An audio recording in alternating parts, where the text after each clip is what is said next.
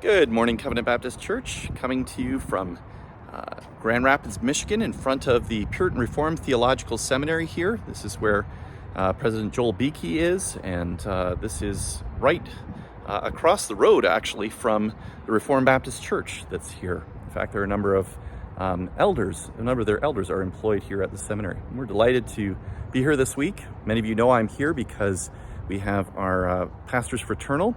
This week we had Conrad and Bewe come all the way from Kabweta in Zambia to minister to us and to speak about pastoral humility. It was a joyful time, but I will tell you more about that when I come back.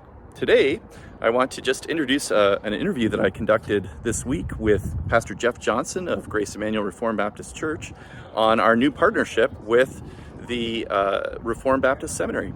So here it is.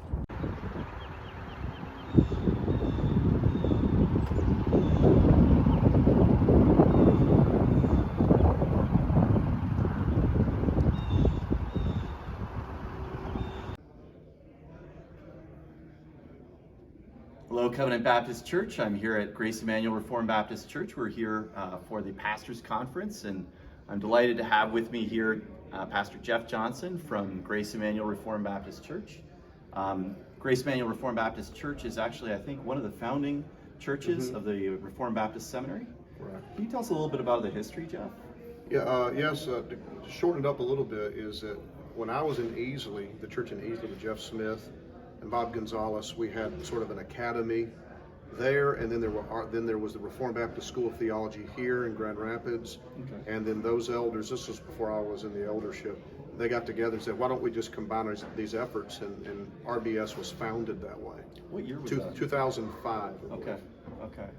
And so, just so you know, we just voted last week at our annual business meeting to become a church partnership with RBS. Can you tell us a little bit about that program? Yes, when you become a church partner and you donate $2,000 a year to Reformed Baptist Seminary, then any students that you have, any men who are going to go there, then they get free tuition on their courses. Now, they still have to pay a semester fee each semester, but that motivates them to do as many courses as they're able to do, and they can save quite a bit of money that way if they're able to do a number of courses in a period of time. That's going to be very cost effective.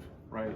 And it's a church-based seminary. There are a series of churches that sort of provide oversight for can you just, which churches are they? There are several churches. I hope I'll be able to name them all. So this church here, and then the church in Sacramento, Immanuel Baptist Church, and then the church in Riverside, California, the Grace Community in Minden, Nevada. Then there's the Coconut Creek Church, the Immanuel Baptist in Coconut Creek, Florida. Okay. And then there's the church in Taylor, South Carolina. I don't know if I'm missing any, but it's several churches that we get together. An elder is appointed to sort of be on the board. We meet once a year for an annual meeting, but we also sometimes meet through the year via Zoom to do business and keep things rolling. So, okay. And a number of those are RVNet churches as well within our association. Yeah, a number of them are. Yeah. Oh, that's great. Now, can you tell us a little bit about some grads? I think you know one, perhaps.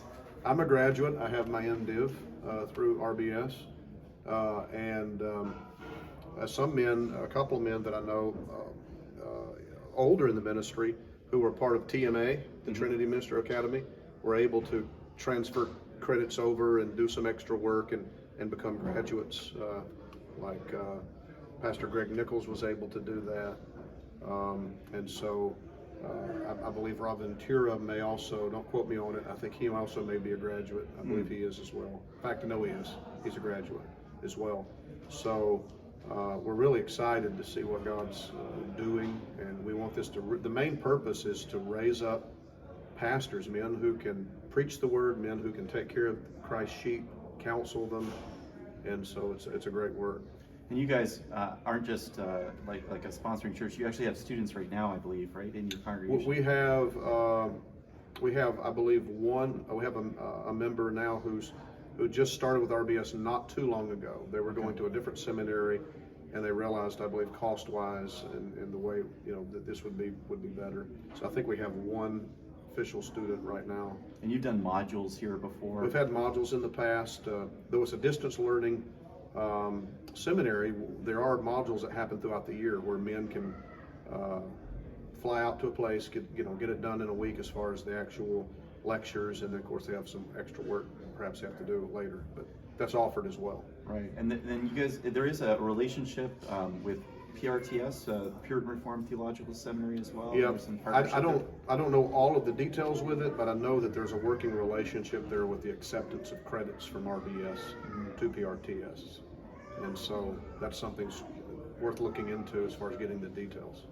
And in terms of how RBS works, the mentorship aspect is something that's kind of unique in the seminary thing. How does that work exactly?